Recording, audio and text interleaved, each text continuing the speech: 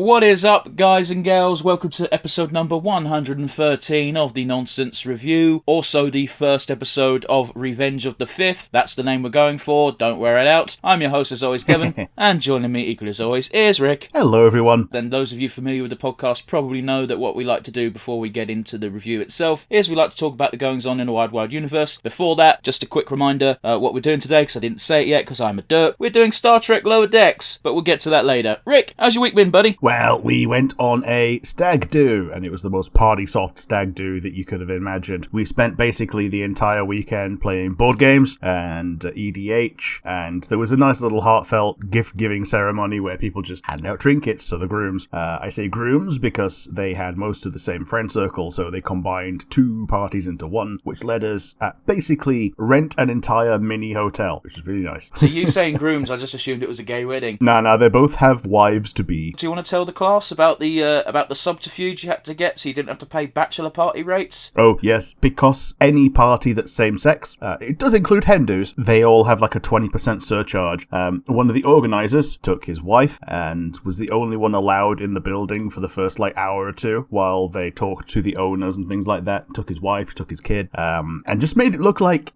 by extrapolation, every other couple was going to be like that. There was one other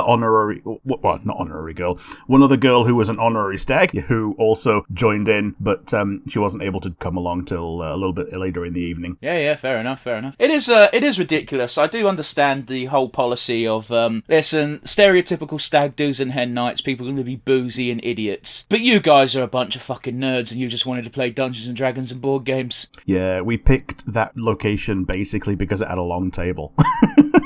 Wow, I hope you put that in the review.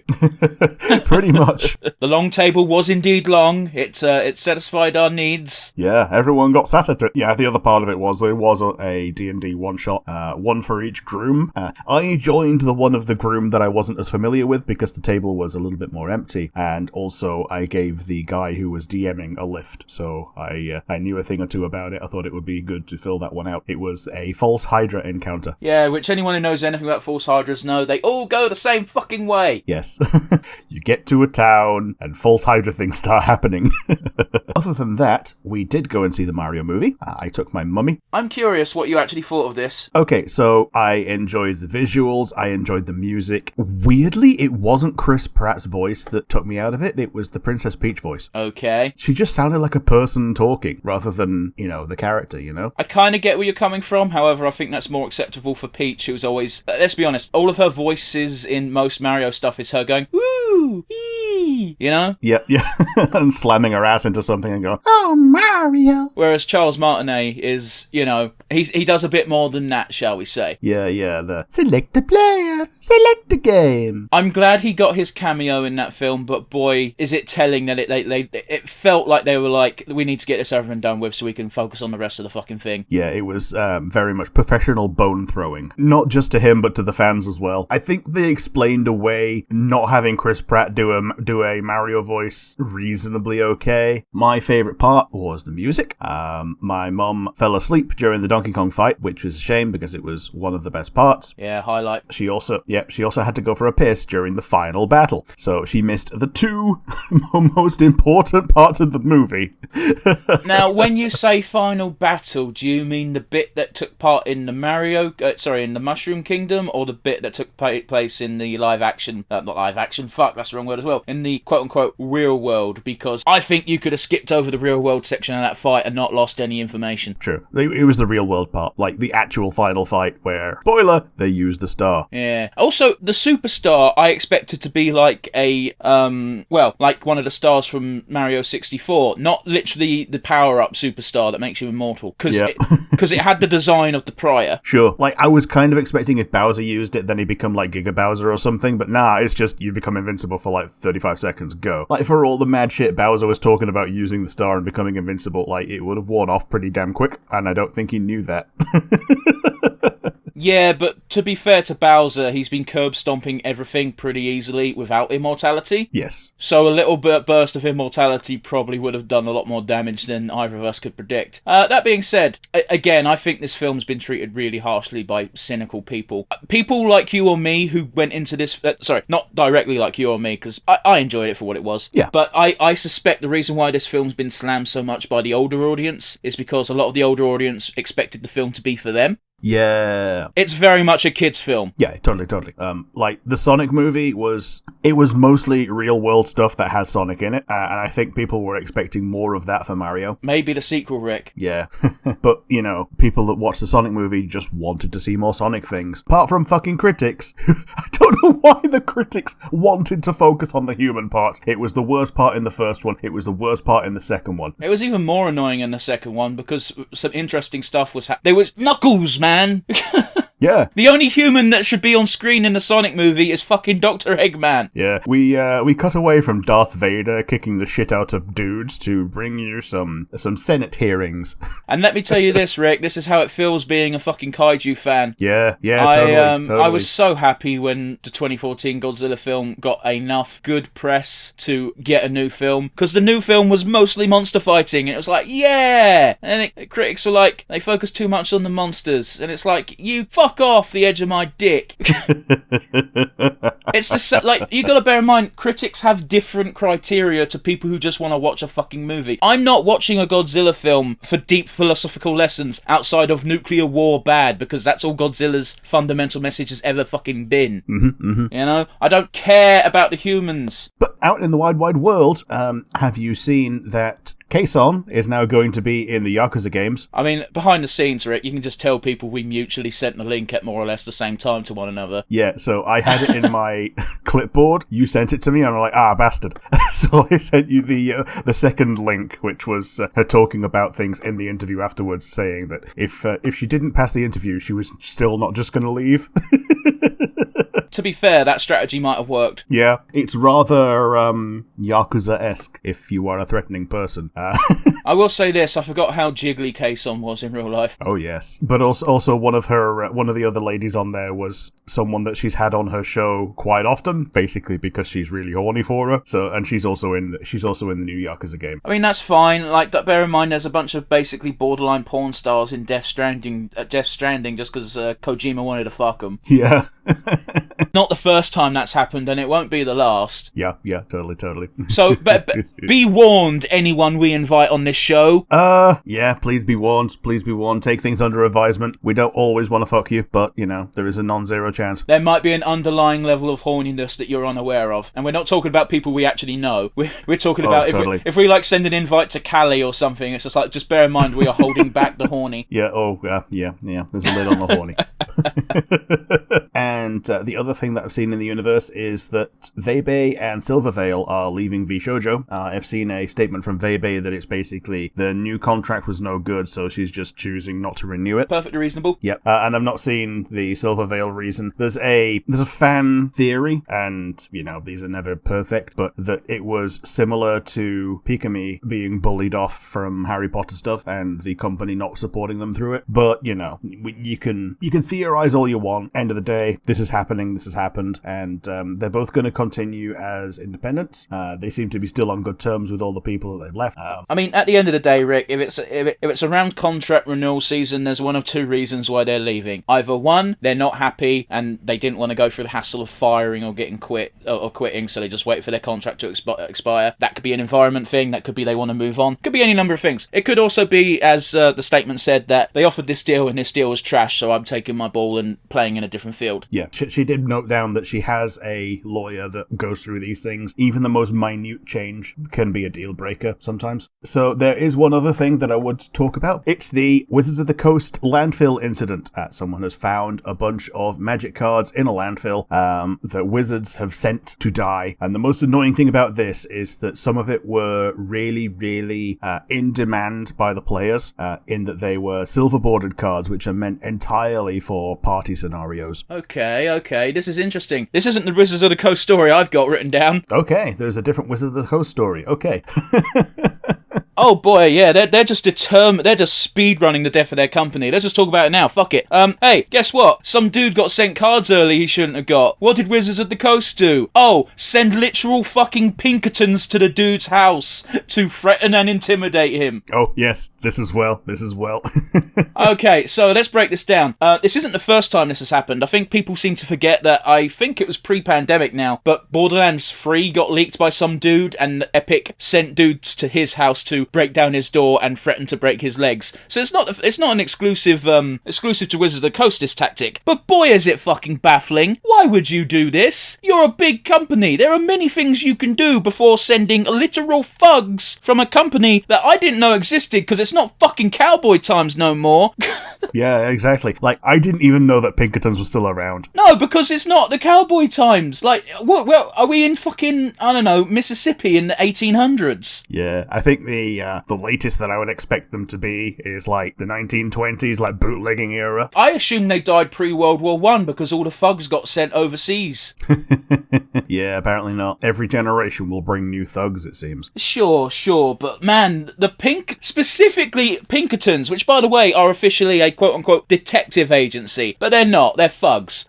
Yeah. It's so baffling because they might have had a leg to stand on. They don't, but they might have done, because there was some conflicting initial reports where the guy who obtained these cards that weren't out yet, apparently he had a friend who worked in the place and accidentally, in quotations mark, like it fell off the back of a lorry type of deal, sent these cards in by mistake, but that was neither confirmed nor denied. Doesn't matter at this point because Wizards of the Coast did the completely wrong thing, so therefore they're in the wrong no matter what the case was. Yeah, door kicking is great when you're actually playing a game and you can explore a dungeon. Not so much great when you're, a human being in the real world and it's actually a crime. Yeah, and you bear in mind, the unfortunate thing is these intimidation tactics work. The dude in question handed back the cards. He deleted his YouTube video of him unveiling the cards. Yep.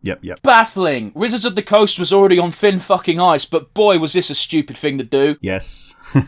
But yeah, the less evil one was that they sent a bunch of valuable and in-demand cards to landfill, and by the time it got out that they were at landfill, the guy posting it says, "Do not come here, even the ones that I can see are already ruined beyond use, and by the time anyone gets here there will be even more layers of trash above it. Do not risk your life for some cardboard." Okay, here's another thing is, why are these being sent to a landfill? They made a fucking card, recycled them. Yeah, apparently it's because there's the plastic layer in the middle. Okay, but put the fucking effort in. Yeah. Yeah, I'm sorry, I don't think that's a good enough excuse, especially when you're a big corporation that can afford to do it. Oh no, our bottom line, but the planet. Yeah, it's like the time that multi-million dollars worth of Funko Pops got shredded. This is like the third time we brought this up on the fucking podcast, and it annoys me every time because it's dumb. But yeah, I think that's about enough from what me and my eyes have seen. How about you? How's your week been? Oh, week's been fine. I haven't really done much. I've started playing Final Fantasy X again. Oh, hello. Boy, is that game really fucking boring at the beginning. Oh, it is, yeah. Hey, and guess what really fucking annoys me? Go ahead. I'm playing the HD re-release or remaster, whatever you want to call it. Mm-hmm. There's no skip cutscene button. No, there isn't. Yeah, you gotta go through everything again. If you die for some reason, which you probably shouldn't, it's FF10, but then again, there is Seymour 3. Yeah, that's the exact point. It starts getting annoying. Yeah, Seymour 3, yeah.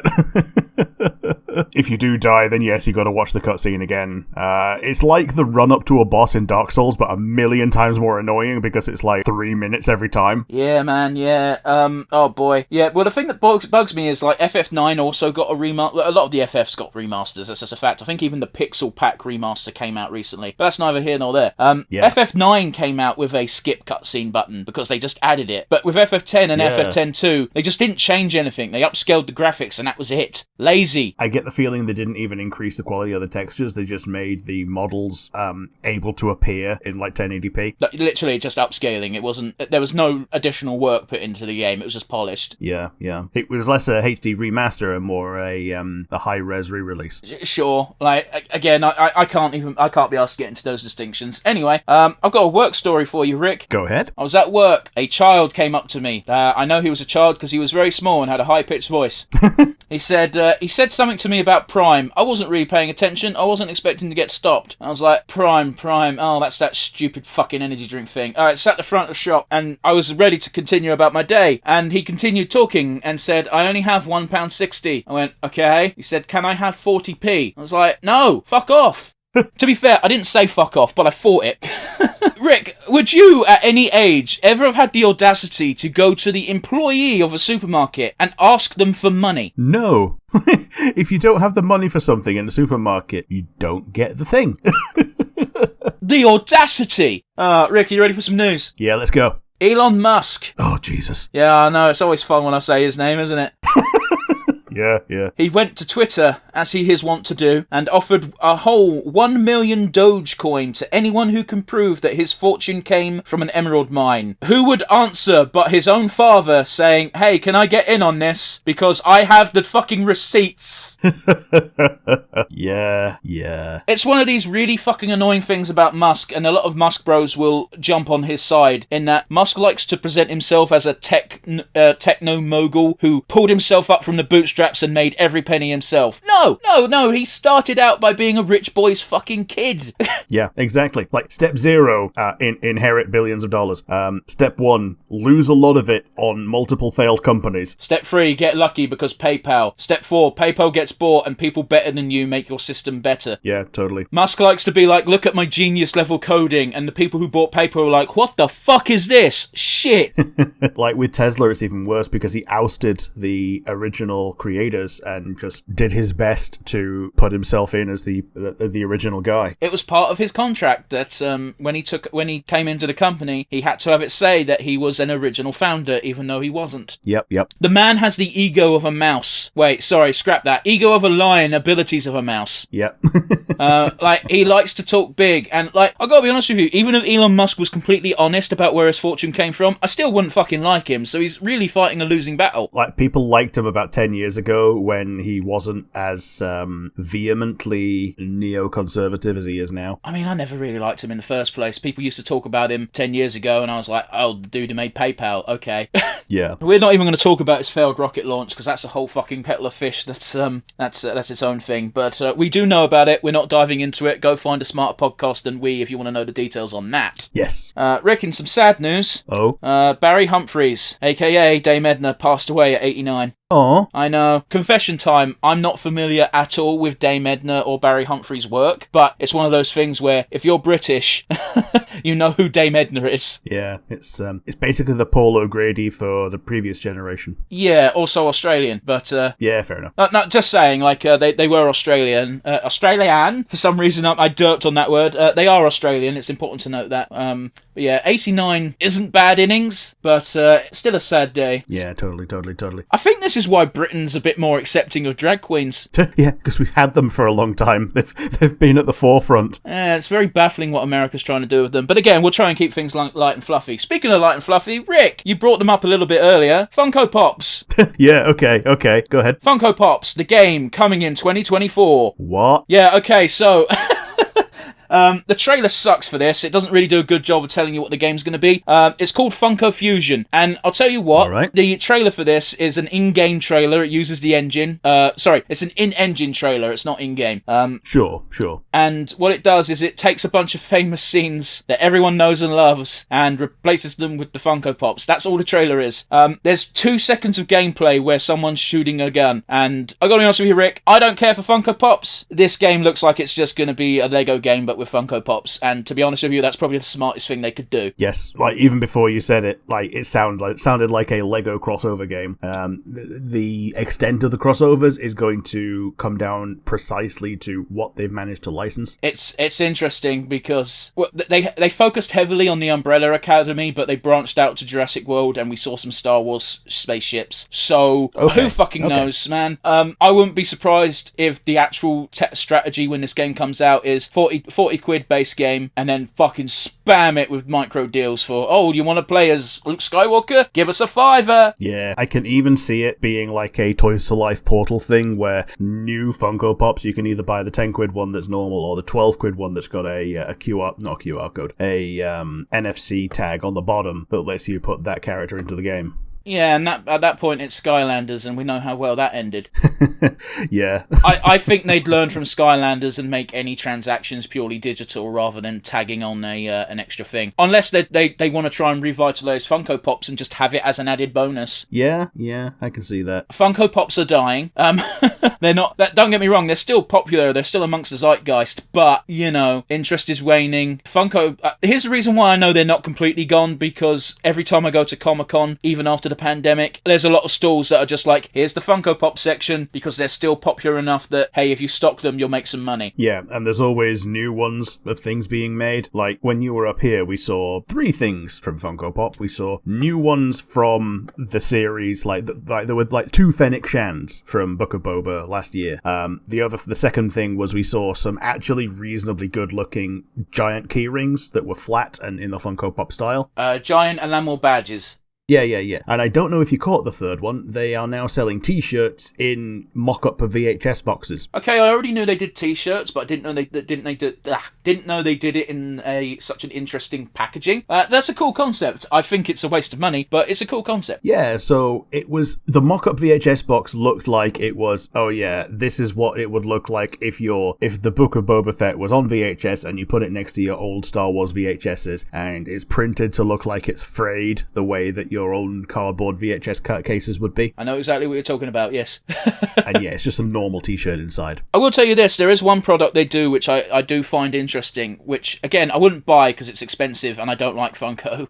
Apart from, as you rightly point out, there are a few creatures that do match the design. You always like to bring up Minions, for example. Yes. But yeah, there is one thing they do, and that is album covers as Funko Pops. Oh, right. So you just got a band doing a pose that they have on an album cover, and the background image and the back of the Funko box. That's kind of a cool concept to me. I think it's pretty neat. Unfortunately, because of the nature of it, it's only very popular bands that get the treatment, but it's still it's neat. I wouldn't buy one, but it's neat. Yeah. That's one thing I'll give Funko credit for. Like, I hate the core concept. A lot of them look dumb, but some of their ideas are novel enough that I'm like, that's a good idea.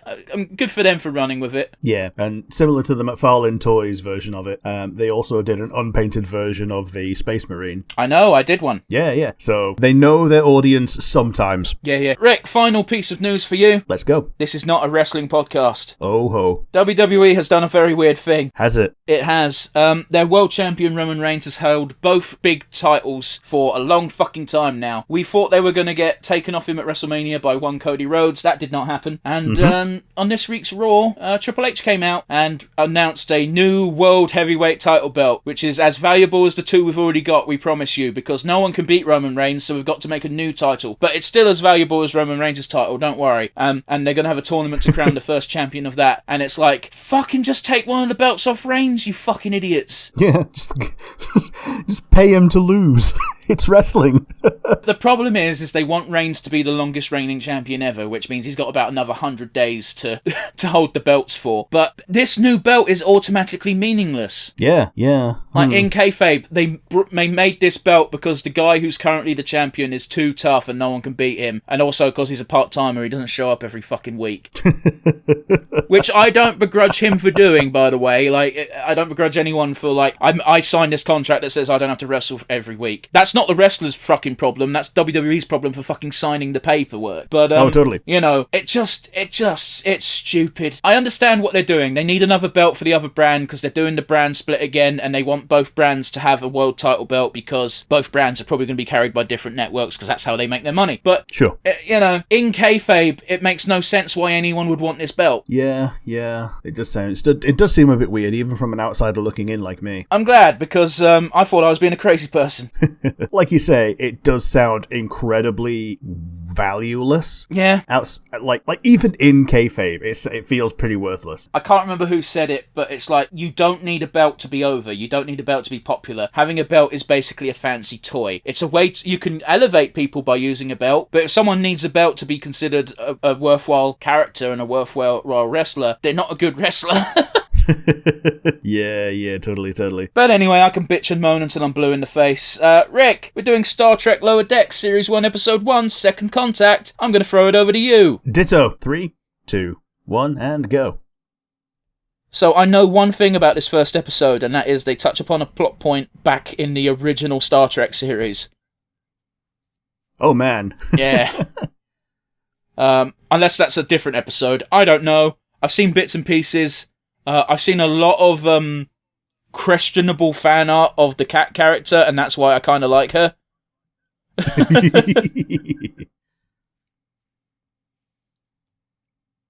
It's nice that they've actually got some, like, sweeping shots of, like, all the spaceships and all that. I do know you like your spaceship porn. There's the cat Yes. lady. Yeah, yeah.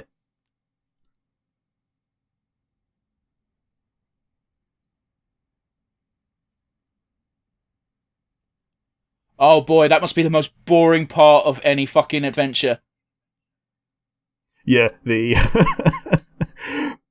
just, administrative cleanup. Yep.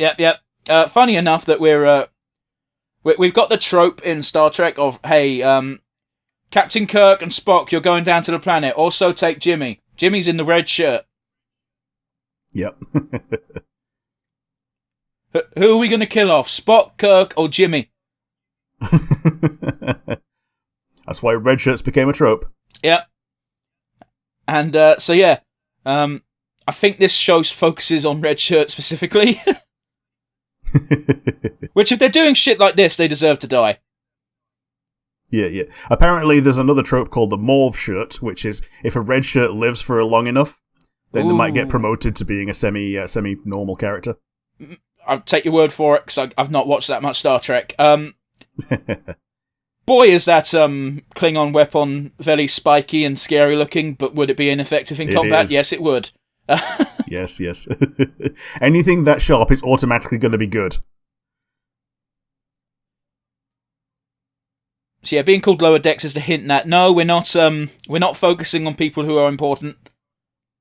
Nope. And yeah, I think we should put cards on the table in that neither of us are what you would describe as Trekkies.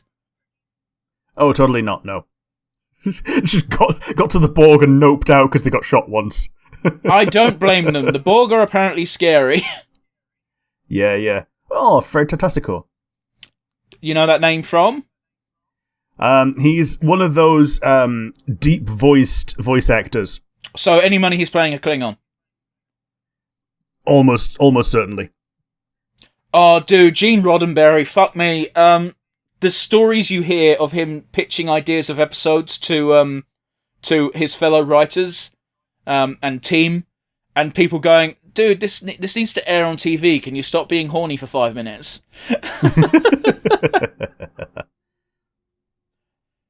Which in its own way, isn't that magical?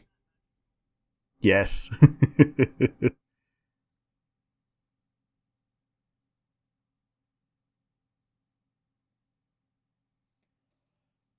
Oh, there's nothing worse than the enthusiastic new employee who's just like, it's SpongeBob and fucking Squidward.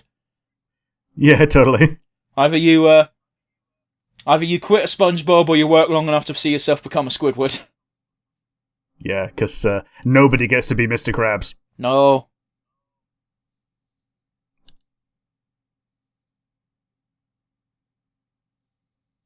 I've got good news for you. I want to fuck you.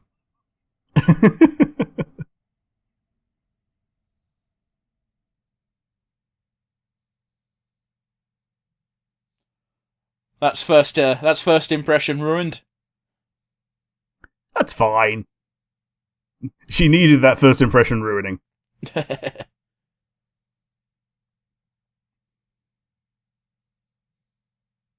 You don't wash your hands. That's a weird flex.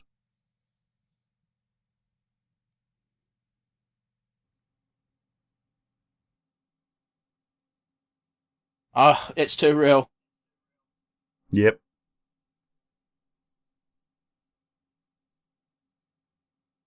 Like, I work in retail. I don't want to increase my status in retail, because retail is not the career of choice I wanted to go for. No. Increasing your status in retail is just increasing responsibilities for no extra pay, unless you are a store manager. Yeah, and even then... Yeah. It's it seems to be mostly for people who like enjoy the prestige of bossing people around who make less than you. Oh, entirely. I've the expression exists for a reason, and that expression is act your pay grade. Yep. I've worked with plenty of people who have come in, work the same job as I do, and act like management, and it's like, Tim, you make the same amount I do. Fuck off. Mm-hmm, mm-hmm.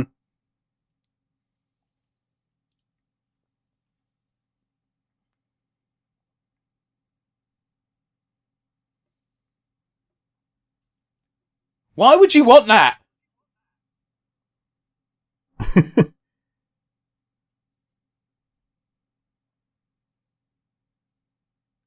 Oh, my ears are in the wrong way. What does that mean? He went off to the right and it faded okay. into my left ear. I thought you were doing some sort of weird meta joke. No, no, it wasn't a reference to the guy who had one metal ear. Actually, I think the reason why he was a bit of an emotional wreck was because that looked to be a Vulcan mechanical implant, whereas he was a human. So that's probably why it was suppressing his emotions.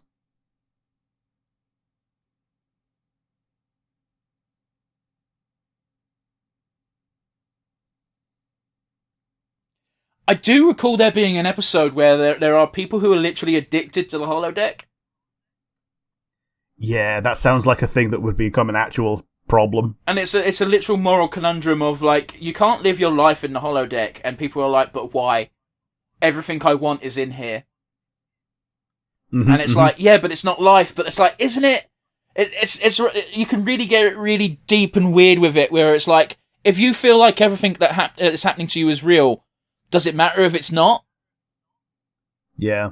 Like some people, and depending on who you ask, they will have a different answer. Yeah, it's one of those, like, you know that it's not real in the holodeck. But you know, and yet some it can people still have that. Give you know. Some people have that thing where you can switch that off. Like, oh yeah. Totally. How much more exciting is a movie if you just forget about logic while you're watching it? Oh yeah, turn off brain, enjoy shit. Yeah. And there are some people who have a go at you for having that mindset. It's like, no, you need to learn, you need to examine, you need to take away the moral message. And it's like, I just want to watch monsters fight, man. Mm-hmm, mm-hmm. Sorry to bring it back, but you know.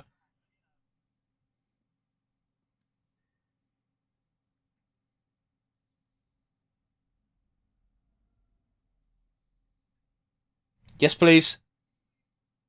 I was hoping for more women, but hey ho, diddly do. Oh yeah, it's fan service is fan service. It's fine. You didn't if it's even. Not for you. That's a you problem. You didn't even see some cheeky testicle. It's fine. No. All you saw was cheeky. No testicle.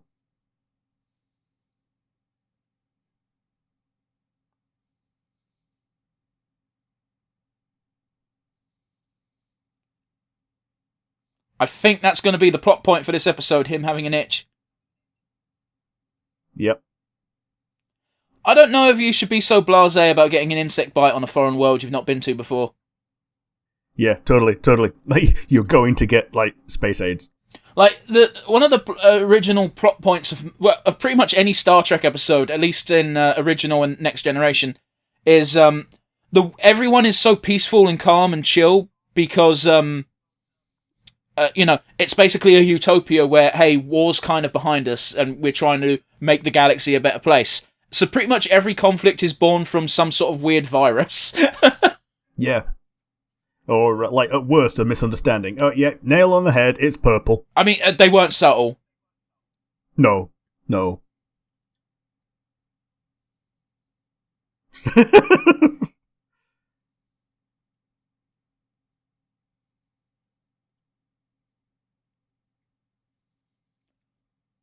I hope this is real and not her fucking with him. Oh. Here's your task. I need you to grass on your friend.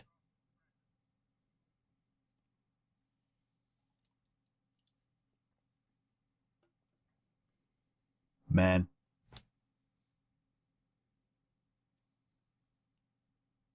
And this is like the nurse as well. I don't think she was the nurse. Because the nurse usually has a different coloured uniform. Oh, yeah. Nurses are normally blue, aren't they? Oh, well. How do I know this about Star Trek? Sorry, it's just I'm not saying that to rip on anyone or anything, but I haven't watched that much Star Trek. Oh, yeah, he brought up that it is a Vulcan implant. Ah. And, you know, I know yellow security.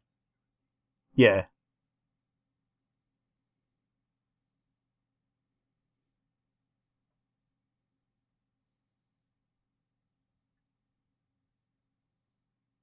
Oh, that death glare. Hmm.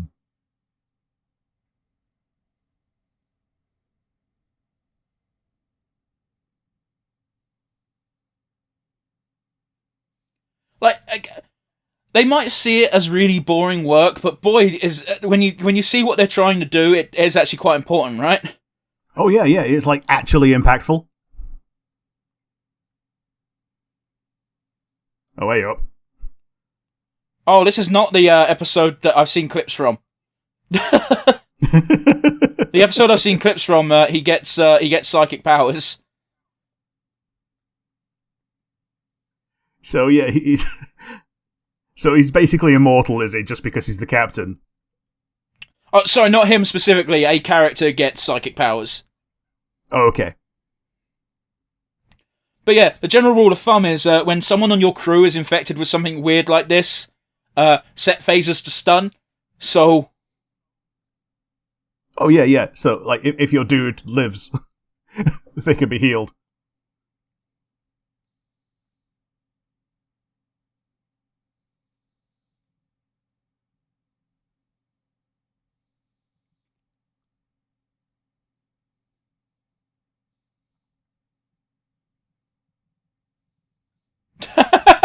Oh fuck, that's dark, but makes sense.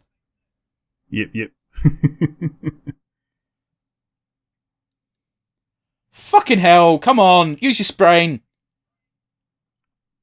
Try not to drink that zombie in. Outbreak.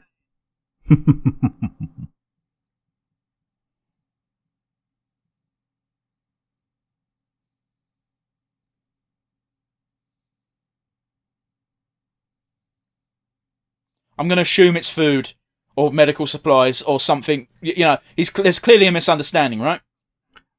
Monster energy drink. Jesus Christ! Are you American? Well, from his voice, probably. Well, you get the joke I'm making. Yes.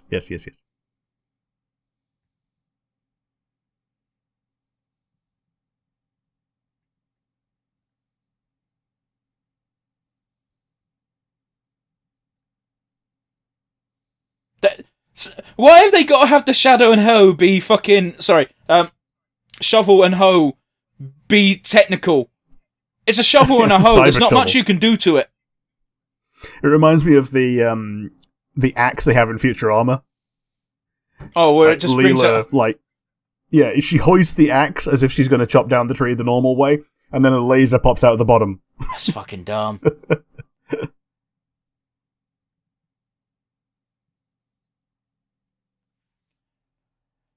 Yeah, this is too real. Like, bureaucratic bullshit means you can't help these people now. You have to wait 5 months.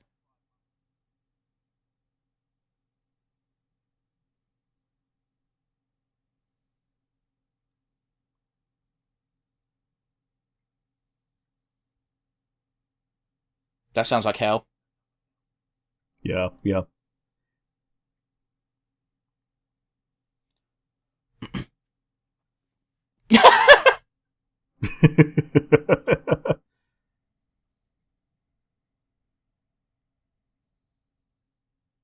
Oh.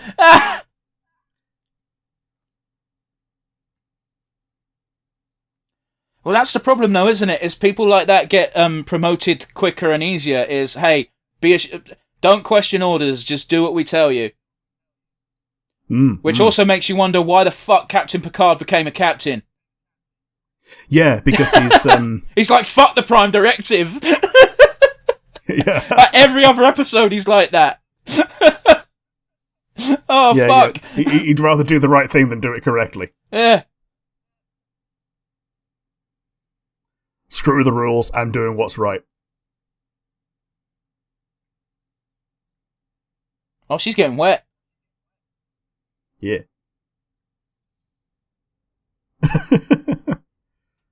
Why? Toxic masculinity. Oh, I guess. Boy, you fucked that up, boy.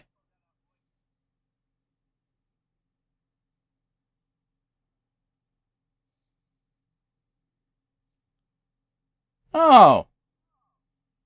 That's still gross, though. And they're doing that on purpose, making that fucking proboscis look fucking so gross. Yeah. I mean, we're going, I bet you any money someone gets a tickle out of this. Oh, totally. 100%. They're not fucking setting their faces to stun. No, they're not. Like, just gunning down former comrades. Left and right. Look, if anyone's got to be mentally prepared to shoot down their co-workers, it's going to be security, right? It's got to be, yeah.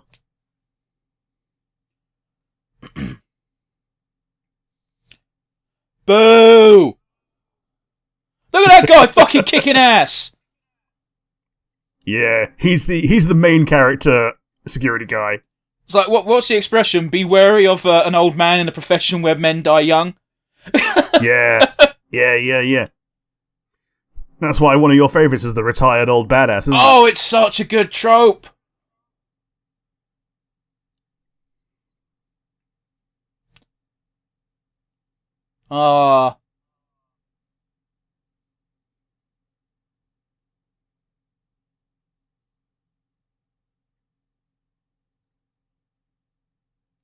Dude, stop being a Vulcan for 5 seconds and fuck.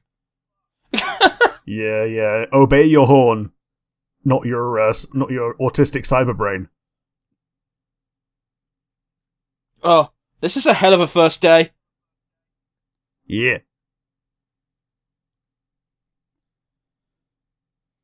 Oh god, my chest is hurting looking at this. It's not funny.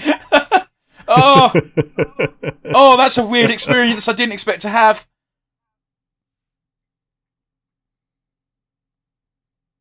Oh, his undies. That means his dick's covered in slime, which means he's probably either feeling really good or really violated right now. Yep. Grow a fucking pair. Jesus Christ. Okay, being naked can sometimes be embarrassing, especially if you're not comfortable in your own body. But fuck, you just got mauled by a giant spider. You'll live. Yep.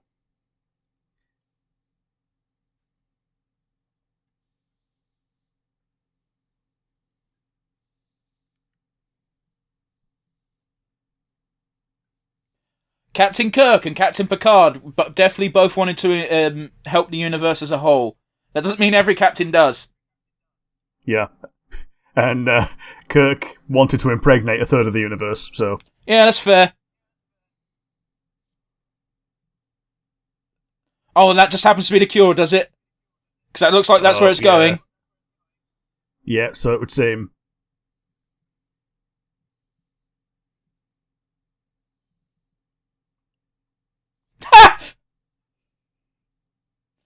Well, at least she's honest. Mm-hmm. Go, Grumpy Cat. Like, for real, I've seen a really funny image of the cat doctor, where she's young and going, oh, I need you to take out your, oh, this is embarrassing, and then cut forward to her in grizzled state going, get your cock out, we haven't got all day. Purely for medical reasons, probably.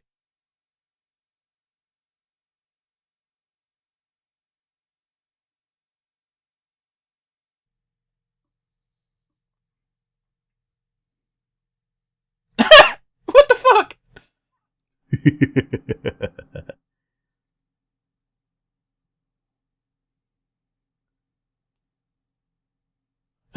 That's a good question, but not the first thing I'd ask. How many people did I kill? That's the question, isn't it? How, like, did he know he ate flesh because of a funny taste in his mouth, or does he remember everything? So he remembers everything. That's going to be some PTSD. Like both ways. Like, even if he doesn't remember everything, like, knowing that you're the person who killed a bunch of your co-workers is still, like... Yeah. Oh, cool, she's not traumatized. That's good. Yeah, because she got to hold a heart. She didn't just hold She's her heart, happy with she fucking helped beat that shit. Yeah. Boy, does my chest still feel a bit funny seeing a heart being manually pumped.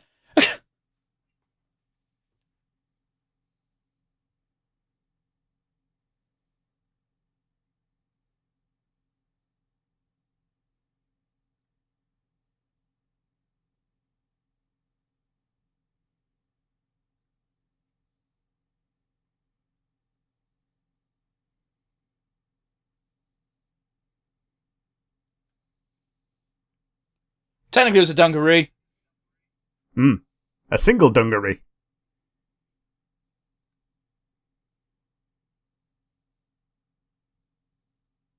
Interesting that she called him insubordinate and not subordinate.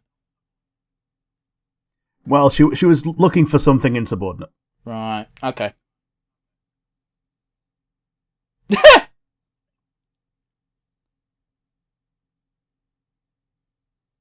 That voice sounds familiar.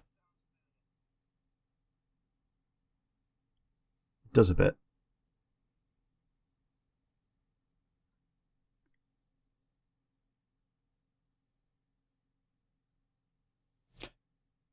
Oh, okay. Yeah, I didn't want to say because it would be a bit profiling, but yeah, the suspicion was that she was her mother earlier on. Okay, I didn't get any of that until that obviousness. Boy, must it be awkward being married to someone with a higher military rank than you. Oh, totally. Unless, Shepard of course, makes it work. I think the assumption here is they probably weren't different ranks when they met. Because they're both on the older side of things now, so they probably just advanced at different levels. Mm-hmm. At least I hope that's what it is, otherwise it is rather, it could be a bit gross. Mm-hmm.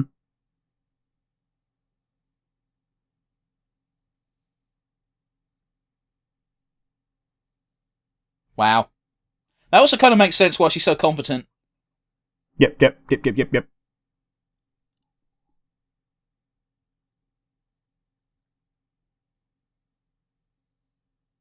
Yeah, I could see her pegging him. I'm glad that tickled you, Rick. I wasn't sure how that joke would land.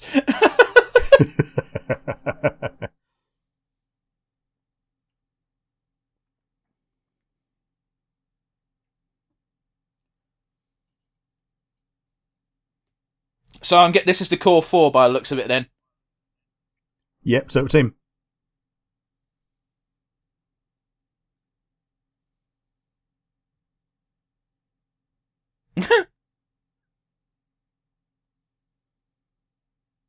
Wow. Yeah, that makes sense that Spock would be a fucking legend in the universe, wouldn't he? Yeah. Well, he was basically the original Vulcan. Like, he was, everyone else on the Enterprise was pretty much human, weren't they? Yeah, because Worf wasn't a thing until Next Generation, and he was Klingon. Yeah, because they were against Klingons all the time. This season on Star Trek Lower Decks. Oh, they're giving us a preview of the whole season. Nice. God damn, that dude looked cool. He did.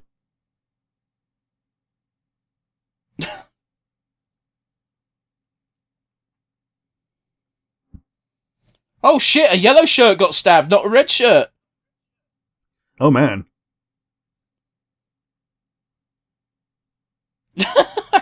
I do like the trope of security guy always wants to fight.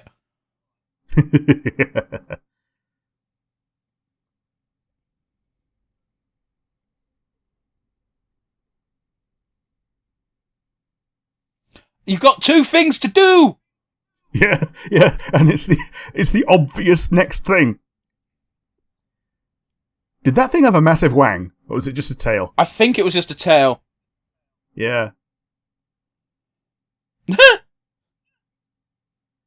Why do I get the feeling the best episode in this series will be if Q shows up? Yeah, that would... Because Q never goes away. No, all you can do is make him bored. And when he's bored, one of 2 things happens. He tries to make things interesting, or he gets so bored he leaves. Yeah. Or if a captain punches him in the face, he gets upset. There's I can't remember which Star Trek it is, but it's set way in the I think it's Deep Space Nine, where the captain just decks Q, and Q stands up and goes, "Picard never hit me." It's like, I'm not Picard. Like, fuck. It's a great gag, because why would you punch such an all-powerful being, and why does that work? Oh, it's great. But yeah, that's an interesting little preview of what's to come. I think more shows should do that. Yeah, totally. I was going to say, it's not common that something like that even happens and gets shown to the user. That normally is the kind of thing they show in like a trailer, but I think it's a good idea to stick it at the end of the first episode. So, like, if you like this, it's going to get way better. Yeah, I agree. Sorry, I got really taken aback by someone going pew pew pew pew pew pew pew. But yeah, it's one of those where I'm now wondering, is that a Star Trek trope? Maybe. What, the pew pew pew pew pew? No, the end of first episode. Here's what you got to look forward to. I don't know. Well, I've not watched very much of original series. I've seen a few episodes of Next Generation, like probably fewer than you have, judging from the fact that you've seen like almost all of season 1. Yeah, which again must stress. Very bothered that I did that. Yep. Not because I found it entertaining, but the guy who told me to get into it said, "Oh, you can skip season 1 except for the first 2 episodes." I was like, cool, great. I'm on episode 20 out of 26. But anyway, yeah, that was the first episode, Rick. What did you think? I thought it was really fun, actually. I'm a slight bit annoyed that we've left it this long, because this is now going on my list. Yeah, I agree with you. I also actually really want to binge this now. Yeah. And it's a good thing that I managed to, that both of us managed to avoid, like, independently watching it. Yeah.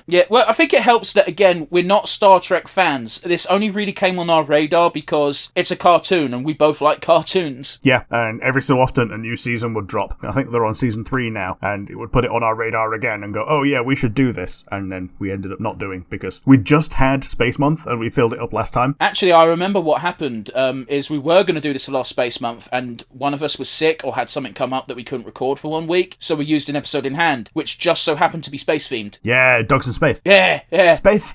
Dogs in Space. Compared to Dogs in Space, this was gold. Oh, yeah, totally. But yeah, I agree with you. It's good. I'm definitely going to binge this at some point. And again, I can't stress enough that the big reason why this has stayed on my radar is the fan art of that cat lady.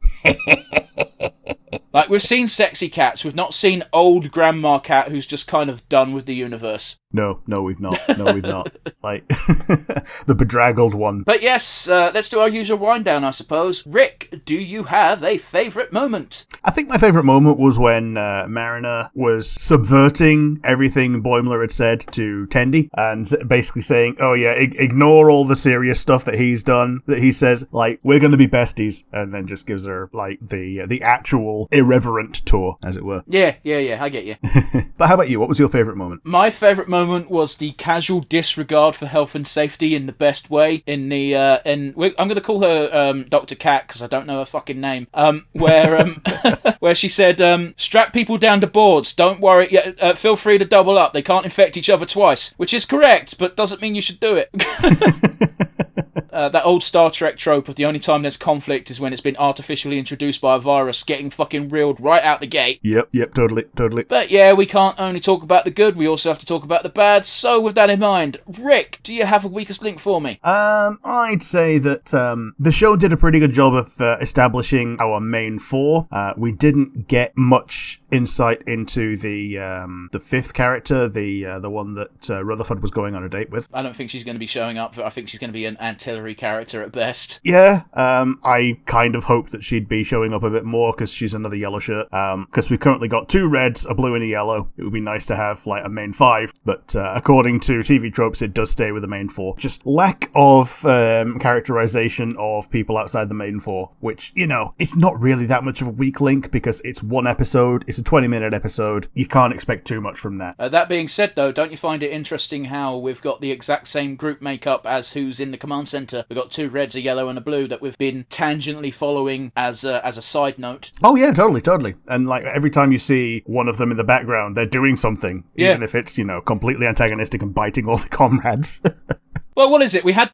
bear in mind, there was a main plot of a Star Trek episode happening entirely in the background. Oh, yeah. Which, if they continue to do that for every episode, is low-key genius in its own right. Yeah, totally. Yeah, I'm here for it. How about you? What was your weakest link? It's hard to say, really. The animation was good. The pacing was, quite frankly, great, especially for a first episode. I guess the weakest link would be, and it's a bit of a shame to say it because it goes against the entire crux of the core basis of the show, in that I kind of want to see more from the veterans. Yeah, it's one of those. Like, that was kind of a tangent to mine, that the characterization of the veterans, the main cast, the main cast of what it would be if they were following the A plot. Yeah. Whereas the viewers get to see, like, the E plot. Yeah. The shit we're following would never get shown on an actual Star Trek episode because it's stuff that is it's bureaucratic bullshit that has to happen. Yeah. It reminds me of the episode 100 of My Little Pony, where the main characters are in the background solving an episode. They don't get a speaking role, you just see them doing that. You say that, I think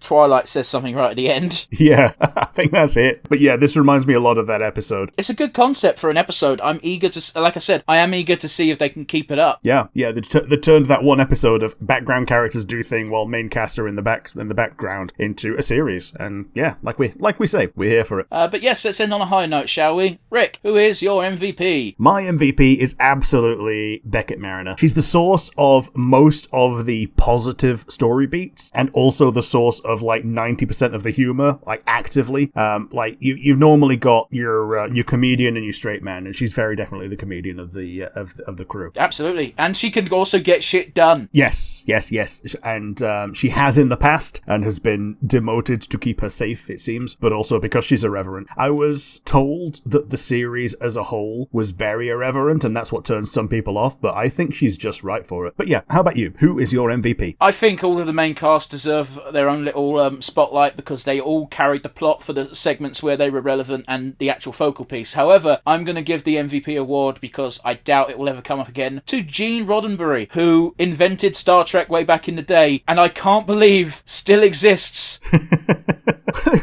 It wasn't that far before Star Wars. I know, but guess what's been more constant? Yeah. Star Trek has been a constant, whereas Star Wars, we had a 20-year gap between Jedi and Phantom Menace, and then we had another 20-year gap between Revenge of the Sith and, whatever 7 was called. Yeah, Force Awakens. Yeah. Yeah. Star Wars has waves. Disney is trying to change that, but by its normal modus operandi of Star Wars is to go away for quite some time, to let people build nostalgia before the next set. Like, quite literally, before Mandalorian, there wasn't really anything, there wasn't a constant. Since Favreau and Filoni have pushed hard The Mandalorian, and then done, because The Mandalorian did well, they're just like, yeah, cool, let's just do a bunch of Star Wars shit, because Disney likes money. Yeah. Not to knock the Clone Wars, but it was an animated show, and no offense, a lot of people don't hold animation in as high a regard as live action stuff. Don't know why, but it's just the truth. So yeah, Gene Roddenberry, he'll probably never come up on the podcast again, so I think he deserves a mention and a tick. Yeah, no arguments there. So on that, we're going to wrap up. That's our first episode for Revenge of the Fifth. Yes, we are calling it that. If you liked what you saw and you got comments, suggestions, or just want to talk to us, there is the comment section down below. If you're not watching via YouTube, we do have instead an email. Good English, me. What is that email, Rick? nonsensereviewuk@gmail.com. Once again, that is nonsensereviewuk@gmail.com. Yes. And we hope you join us again next week for more sci-fi goodness. Bye-bye! Peace!